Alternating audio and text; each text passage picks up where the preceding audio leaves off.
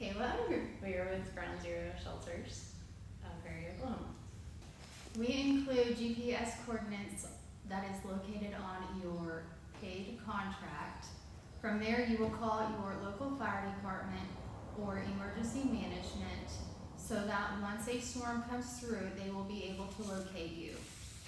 Upkeep on your safe room is very minimal by sweeping or vacuuming, as well as spraying the hinges with WD-40 or PB Blaster. You may also spray your shelter for bugs when you spray the rest of your house if you choose, or you can put sticky traps inside your shelter as well.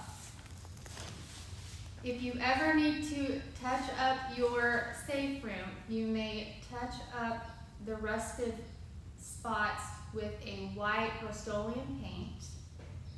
If you have any questions, please call 877-880-1351.